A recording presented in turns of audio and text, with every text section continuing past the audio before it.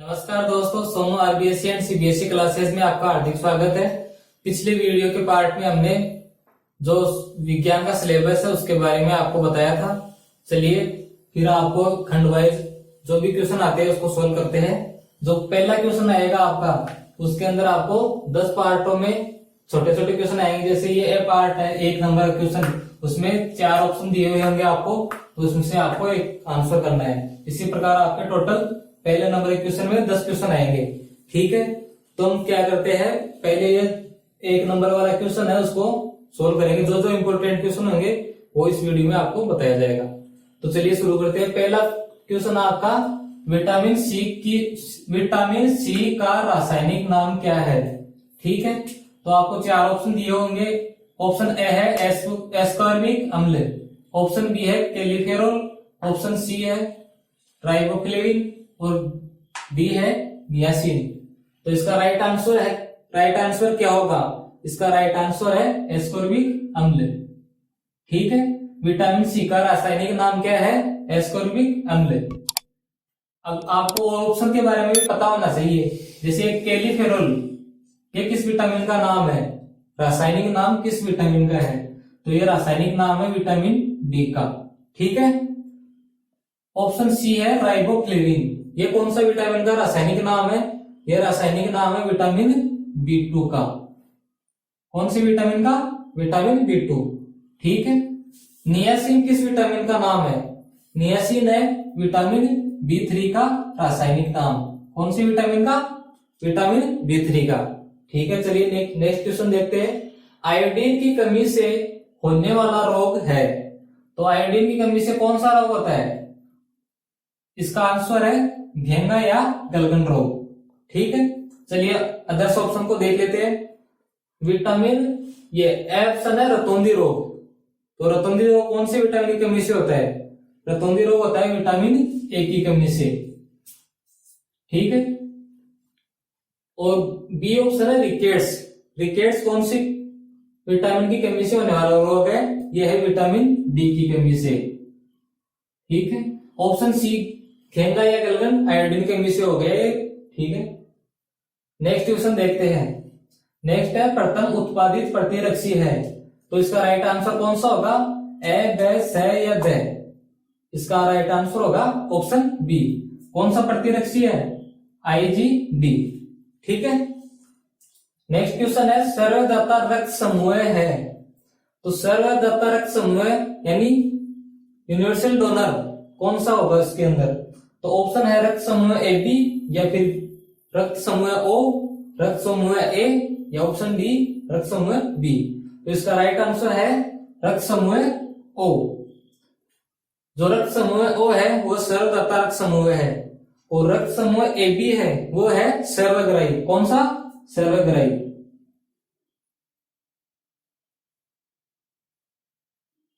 ठीक है, next question है, सामान्य रक्तचाप होता है, जो मनुष्य है उसका सामान्य रक्तचाप कितना होता है?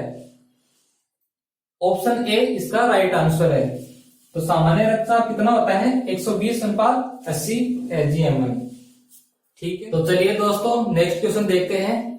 नेक्स्ट क्वेश्चन 6 नंबर का क्वेश्चन, मदिरा का मुख्य घटक है। मदिरा यानी OH। ठीक है, तो जिन जिन ऑप्शन में आप OH दिख रहे हैं वो आप आंसर देखना।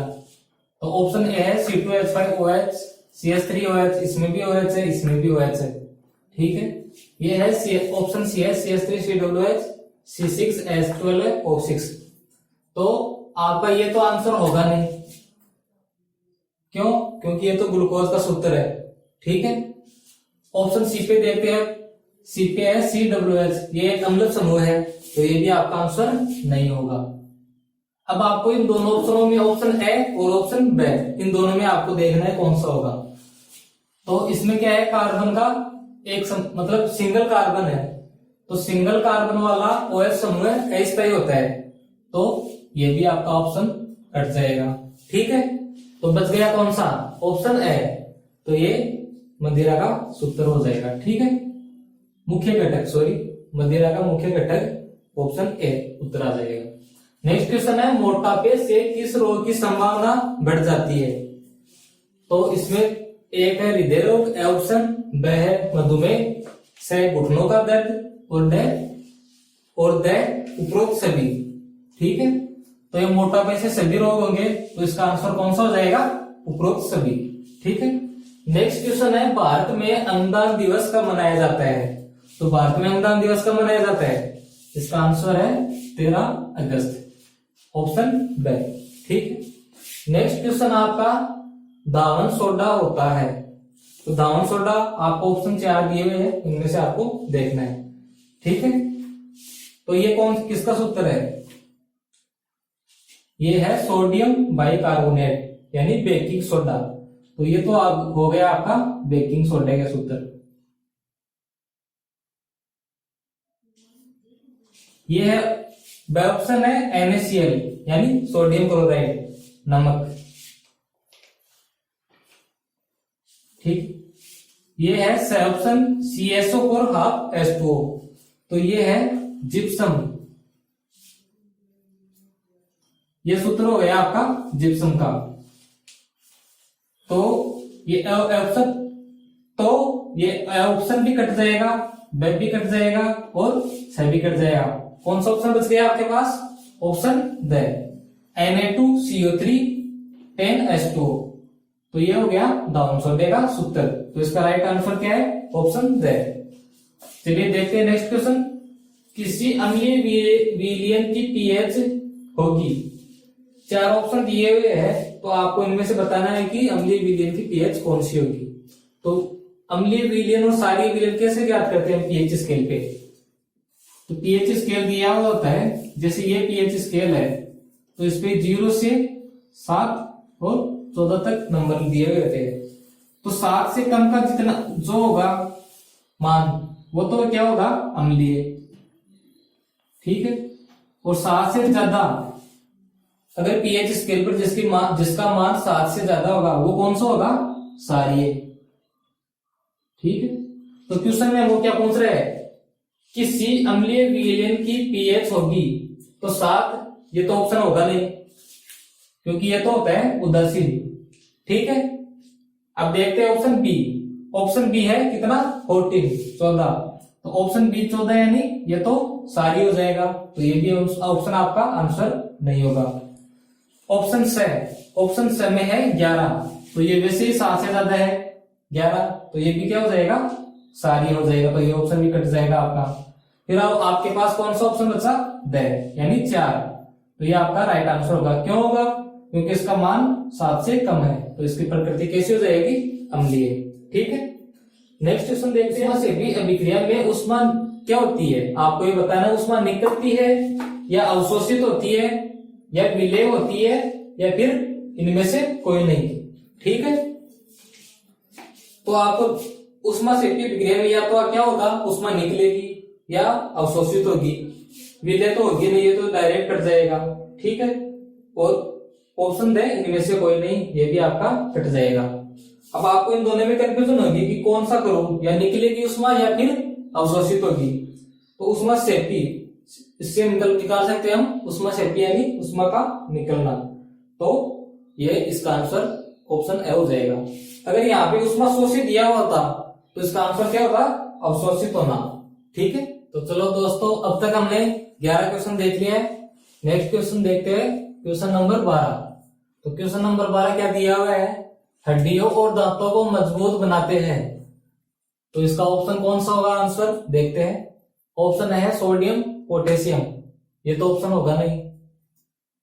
ऑप्शन बी है कैल्शियम फास्फोरस। तो हड्डियों और दांतों को मजबूत कौन बनाता है?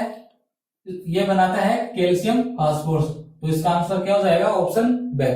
ठीक है, नेक्स्ट क्वेश्चन है, रक्त में निम्न में से कौन सी कोशिकाएं नहीं पाई जाती? कौन सी नहीं पाई जाती, ये पूछ रहा, आपको ये भी ध्यान देना है। ठीक है, तो इसमें कौन सी है? तो लाल रक्त कणिकाएं, ये तो रक्त में पाई जाती है। ऑप्शन ब है श्वेत रक्त कणिकाएं, ये भी पाई जाती है रक्त में। ऑप्शन सी है बी लसिका, तो ये भी रक्त में पाई जाती है। ठीक है, तो ये तीनों ऑप्शन तो क्या है? रक्त में पाए जाने वाली। क्वेश्चन क्या पूछ रहे हैं? नहीं पाए जाने वाली, तो इसका आंसर कौन सा हो जाएगा? ये हो जाएगा। कौन सा? ऑप्शन द उपकला कोशिका। क्यों? क्योंकि ये कोशिका है केंद्रीय नलिकाओं में पाई जाती है। ठीक है, नेक्स्ट क्वेश्चन देखते हैं। नेक्स्ट क्वेश्चन है 2Mg प्लस O2, ये रिएक्शन हो रही है तो क्या बन रहा है? 2MgO। तो ये इस अभिक्रिया में मैग्नीशियम धातु हो रहा है। ठीक है, तो इस अभिक्रिया में इस मैग्नीशियम धातु का क्या हो रहा है? ऑक्सीकरण। ठीक है, ऑप्शन इसका ए राइट हो जाएगा। ऑक्सीकरण क्यों हो रहा है? क्योंकि इसके अंदर मैग्नीशियम में ऑक्सीजन जुड़ रहा है, तो ये ऑप्शन है ऑक्सीकरण हो जाएगा। अपचयन कब होता है? अपचयन जब ऑक्सीजन किसी धातु से अलग होता है। ठीक है, ऑप्शन स और द कैंसिल हो जाएगा और ऑप्शन ब भी कैंसिल हो जाएगा, तो इसका आंसर क्या हो जाएगा? ऑक्सीकरण। ठीक है, नेक्स्ट क्वेश्चन है तंबाकू किस कुल का पादप है? तो आपको 4 ऑप्शन दिए, उसमें से कौन सा आंसर होगा? ऑप्शन स। तंबाकू किस कुल का पादप है? सोलिनेसी का। ठीक है, चलिए नेक्स्ट क्वेश्चन देखते हैं। नेक्स्ट क्वेश्चन है अभिक्रिया के व्यय को बढ़ाने वाले होते हैं। तो अभिक्रिया के व्यय को कौन बढ़ाते हैं? अभिक्रिया के व्यय को बढ़ाते हैं उत्प्रेरक। तो इसका राइट आंसर क्या हो जाएगा? ऑप्शन ए, यानी उत्प्रेरक क्या करते हैं? अभिक्रिया के व्यय को बढ़ाते भी है और कम भी करते हैं। तो दोस्तों इस वीडियो हमने खंड एम में जो क्वेश्चन आते हैं उस प्रकार के 16 क्वेश्चन देख लिए। ठीक है, तो अगले वीडियो में मिलेंगे जिसमें इस प्रकार के और क्वेश्चन बनाए जाएंगे। तो पार्ट सेकंड में बने रहने के लिए आप चैनल को सब्सक्राइब कर दीजिए तथा बेल आइकन को प्रेस कर दीजिए। धन्यवाद।